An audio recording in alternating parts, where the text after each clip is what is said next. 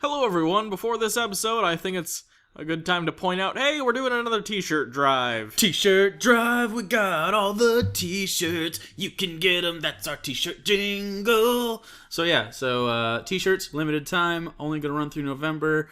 Feel like this is a good time before Christmas, so if you have friends that watch the show or whatever, you can snag them some TBR merch. It's gonna be a little bit different this time. We have some extra stuff. It's not just gonna be the black t-shirt. We have, women's stuff because we actually didn't do women's sizes last time. So we might also sorry, ladies. It's winter time, so we might do hoodies. That's the only message I think we have now. Yeah, sorry, less dick jokes than usual. But we should make a dick joke. What's Hey, you know what's funny? What's funny? Dicks. Dicks. Do you know why they're funny? Because only half people have them. There you go. There's your dick joke. There's your money's worth, Patreon people. Woo!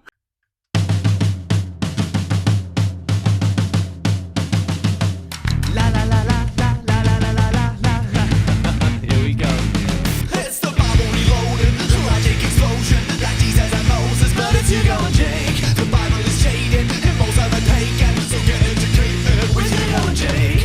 Pull up a pew and stop what you're doing, it's Bible reloaded time. They call it debated, the theist will hate it, like talking to taken, but it's Hugo and Jake. So on with the show then, it's not candy coated, it's the Bible reloaded, with Hugo and Jake, with Hugo and Jake. Hello everyone, I'm Hugo. And I'm Jake. And this is the Bible Reloaded. It's that thing we do. Yeah.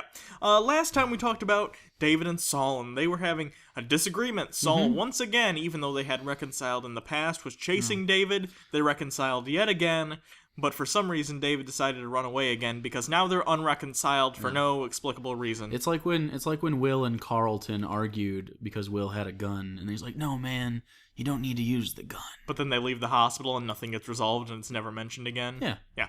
Also, after that happened, David ran away to be with the Philistines, and he was actually raiding Israelite towns. Yeah. So he became the enemy of the Israelites for a while. So now we're gonna see what happens after that. And sadly, no Carlton. But do you guys want a Carlton? We could give you a Carlton. Here's a Carlton. You want to go out at any time. Today we begin in 1 Samuel. Chapter 28. In those days the Philistines gathered their forces to fight against Israel. Achish said to David, "You must understand that you and your men will accompany me in the army." David said, "Then you will see for yourself what your servant can do." Achish replied, "Well then, I will make you my bodyguard for life." So this is in context of the very last episode where David is now kind of an agent of the Philistines, the people that he used to fight against, but instead now he's kind of a mercenary on their side because he's kind of a slut. If you'll be my bodyguard, I'll be your long-lost pal. Do, do, do, Who sings that? I don't remember. Is that old? 80s.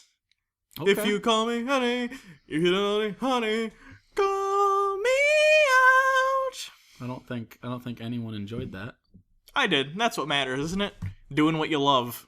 So then we get to the meat of this part of the chapter, and that is Saul and the medium at Endor. Yes. Presumably they're about to meet with the Rebel Alliance in an attempt to try and destroy the Death Star. You would be wrong, though it is very similar to the end where you meet the Jedi ghosts. It's a lot like that. It's surprisingly like that, but we won't get any Ewoks, even though they're cute. We need Warwick Davis. Where are you, Warwick? I love you. You were brilliant in the Leprechaun films, especially that time you went back to the hood. Shakespeare. Now Samuel was dead, and all Israel had mourned for him and buried him in his own town of Ramah. Saul had expelled the mediums and spirits from the land, much like St. Patrick and the Druids. Yes. Got their asses right out of Ireland. Get! Have a holiday for that motherfucker. Drink green things. The Philistines assembled and came and set up camp at Shunem, while Saul gathered all Israel and set up camp at Gilbo. When Saul saw the Philistine army, he was afraid. Terror filled his heart. He inquired of the Lord, but the Lord did not answer him by the dreams of Urim or prophets. What? So Is that a thing that happens? Yeah, he's basically saying, "Oh no, enemies are here. Lord, what do you want me to do? But God's like, I'm not talking to that motherfucker today. So neither by dreams or any of his counselors is the Lord speaking to him. So Saul seems like the guy who texts the girl over and over, and she's clearly not interested, but she just doesn't text back. She just ignores him, hoping she'll go away. So like And he'll be like, hey God, let me holler at you. Hey God, hey God. And then you think he got rid of him, but then like Thanksgiving comes and he's like, yeah, happy Thanksgiving, girl. But it's like, oh God, I haven't Girl talked to with you. a U. And then like Christmas comes and then New Year's, and you keep thinking in between the times, like, oh, maybe he'll stop. He never stops though. Never does. And you know you're not the only one he must be texting. Yeah. You and the others should make a clan of text battered women and go find him and skin him. Skin him? Yeah. That got out of control. It did. It's fine. It's fine. It's our show. We can escalate however we please.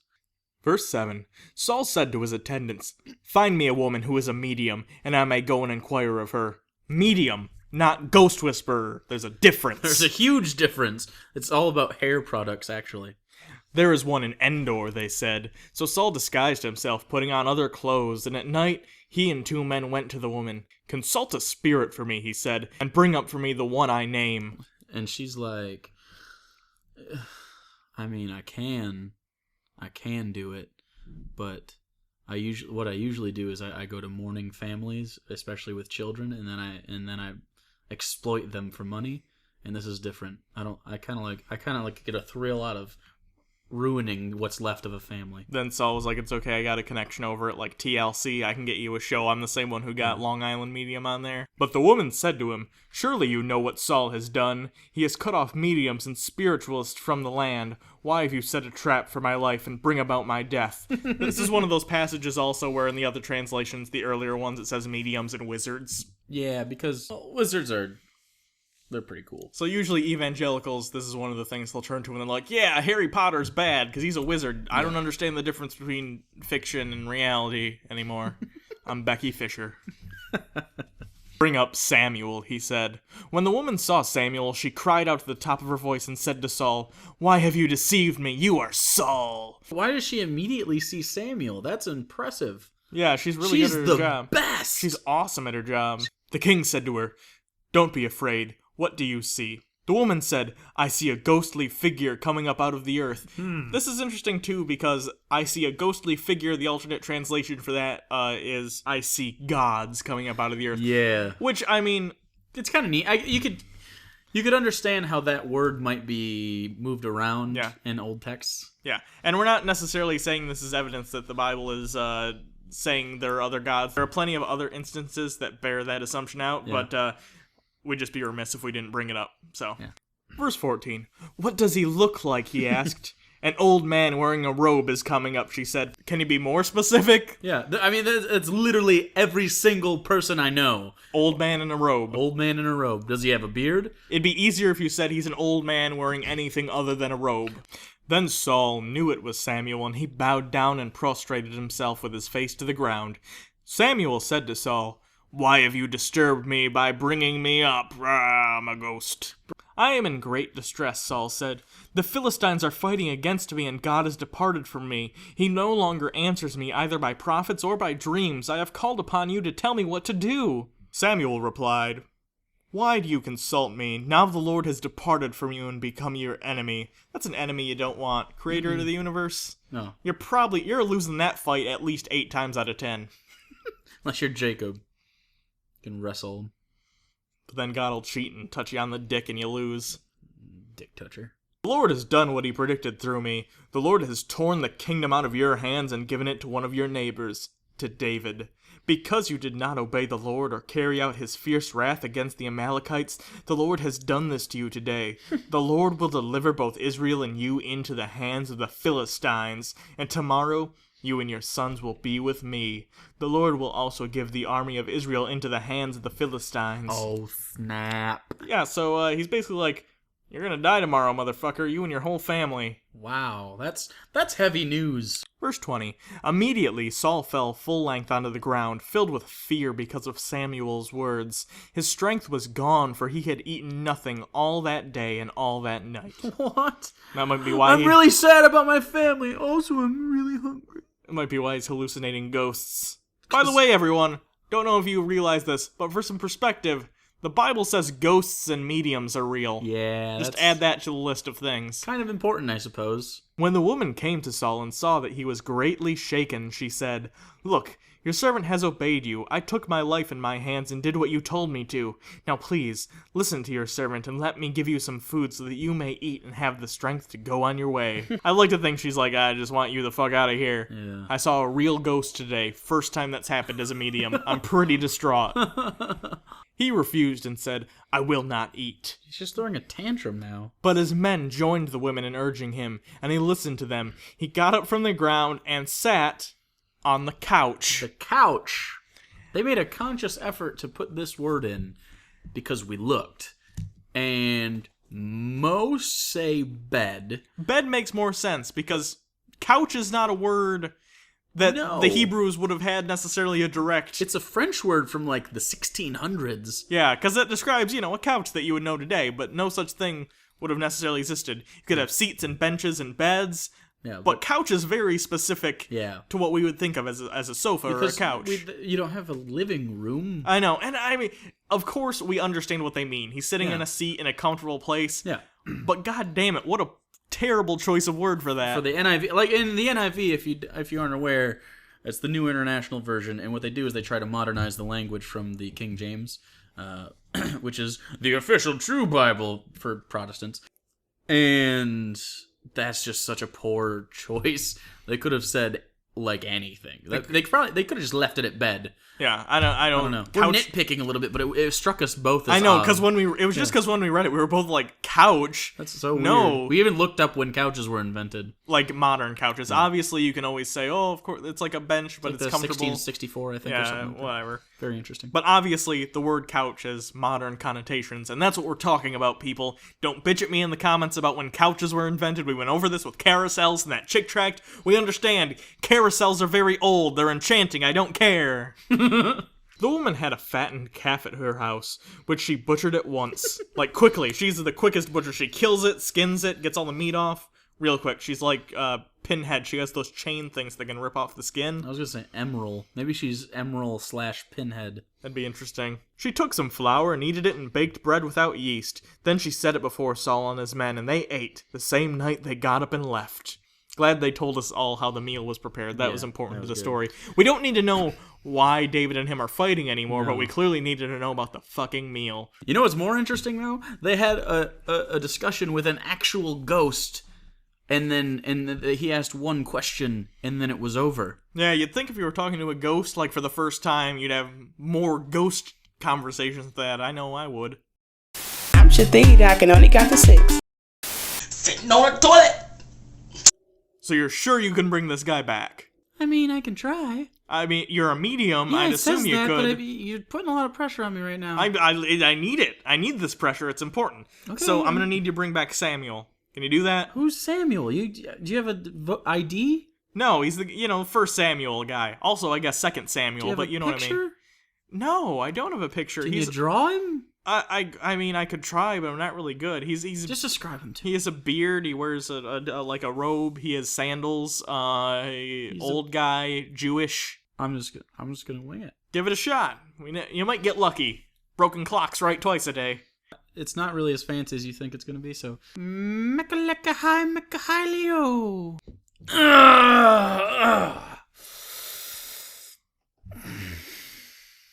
Samuel, Hey, I need your help. Also, you're looking pretty good for a dead guy. why are you? We didn't get along. Like, No, why are you here? No, I know. You did the one thing once. We got along once. You put the oil on my head. It was really cool, but I know we had a falling out because I didn't kill some people. Yeah, You're kind of bad at being a bad guy. You know, I do my best, and that's what matters at the end of the day. I don't have necessarily all the bad guy things. I don't have a cool car. I don't have a dastardly sidekick dog that'll giggle at my antics. You don't. But I try, and that's what matters. Since I got you here, so what's up with the whole ghost thing? You're kind of... You don't look as good as I thought you would, if I'm being completely honest. I mean... What did you expect me to do? You look old. You look like an old dude. You stay the way you look. So, honestly, if I were you, in like 2 chapters or so, I'd commit seppuku and then you can die like in your 30s. Oh, that's not bad. That's not a bad idea. Yeah. I'm pretty peaked here. Got Yeah. my hair You finally do how I well. like it. You do well down here. I mean, there's ghost clubs and ladies get crazy because they can't catch anything. So I mean, they're just you can still get pregnant. I mean, they can still get pregnant, but it's they're like aborted babies, so it's different. I assumed you'd kind of have a different voice too. I assumed you'd be more ghostly. No, my voice. Why would you? I'm a little offended that you think that I should be this like archetype of ghost. I don't like. We're all different. We don't. You can't just blanket us with ghost things. Like we don't all go ooh and have See, that's what I chains. thought you'd be doing. Do No. more of that. You should do that. No, we're not. People aren't gonna believe I talk to a ghost if you don't do that more. No one's This is gonna believe it bullshit. anyways. This rarely works. I'm surprised she got a hold of me. I know, right? It was on vibrate, and I looked at it. I was like, oh, I should probably check my notifications. And I found her on Craigslist. It wasn't even like that section. It was on that like missed connections. She Yeah. saw me at the market. It was like, hey, king at market, cute butt. That was me. And then she wanted to get ghosts for you? I don't... No, this was tertiary. I have to do some terrible things for compensation after this, but I mean, I needed to get a hold of you, so it was important. Oh. Well, did you have a point to this? Besides insulting me and my people? My new people. Don't pretend it's a culture. Don't be. We're working on it. It's a subculture. So yeah, anyway, why's God mad at me? Yeah, he doesn't like you. Why? I mean, your personality mostly. The way you look, your face, the way you gesticulate, the way you... Like, he doesn't even like the way you walk. Like, your gait. Like, you're trying to be cool, but you can't quite pull it off. Like, you're trying to be part of the cool kids. Your smell, your accent, your mom... Which is weird because I thought she was a nice lady, but he just like it's something about just looking at her. He sees a lot of you in her. It's yeah. So nothing. He likes zero things about you. Oh, well, I get that then. That makes sense. Yeah. Thanks, I guess. You can go back to doing whatever weird fucking ghost thing you're doing. Ghost sex or whatever with the fetuses. I don't know what you were talking about. I wasn't paying that much attention. I'm hanging out with Bill Murray tonight. He's visiting Harold Ramis. R.I.P.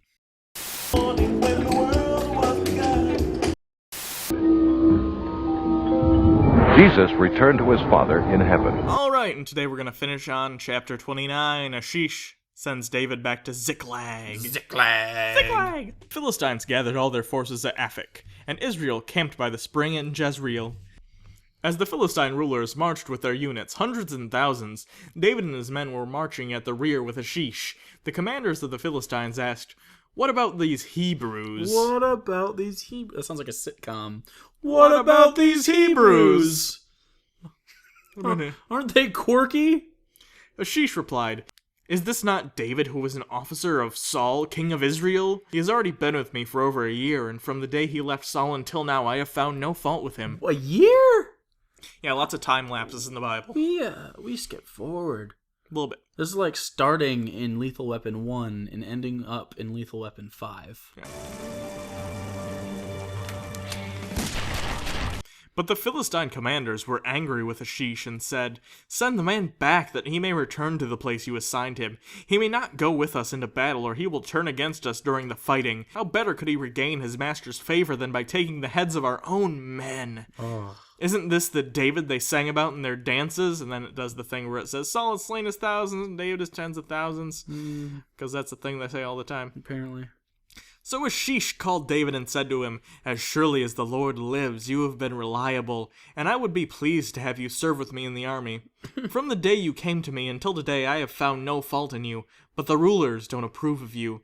Now turn back and go in peace. Do nothing to displease the Philistine rulers." "But what have I done?" asked David. "What have you found against your servant from the day I came to you until now? Why can't I go and fight against the enemies of my lord the king?" Because you're a sociopath, man. He's so disappointed that he doesn't go and kill innocent people. Not necessarily innocent, but it's usually innocent people with David. He's something, man. And he doesn't even care who he's serving, as long as he's serving under a king. He's a peon. He needs to be a piece used. Yeah. That's his role in life. He's like General Zod. He doesn't know what to do when he's not fighting.